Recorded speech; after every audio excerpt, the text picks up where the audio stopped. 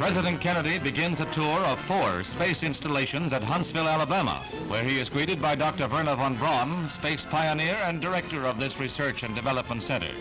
The missiles on display are dwarfed by the mighty Saturn rocket.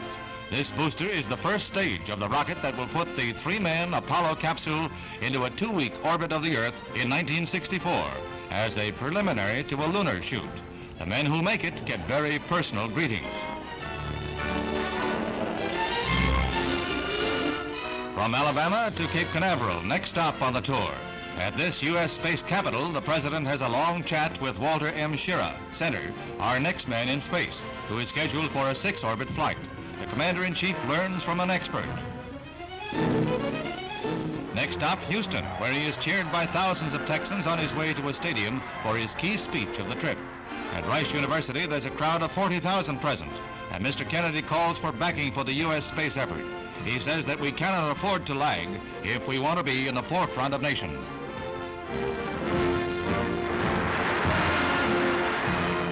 Then to the Manned Spacecraft Center, where the $20 billion Apollo project is in high gear.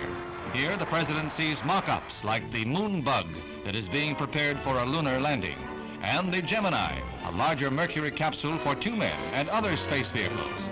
The President receives a briefing on highly classified matter and seems pleased with the progress report when he inspects the apparatus that the U.S. is making ready for further conquests of space.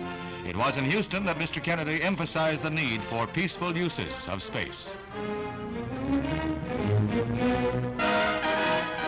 Fourth and final stop is at St. Louis for an inspection of the McDonnell plant, where the Phantom II fighter bomber is built, as well as Mercury and Gemini capsules.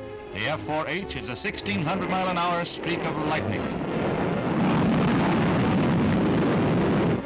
The Gemini, which was developed here, will allow 2 men to orbit the Earth for 2 weeks and will be used for experiments in outer space rendezvous and docking missions. This winds up the President's first-hand look at our space program and our progress in the race for space.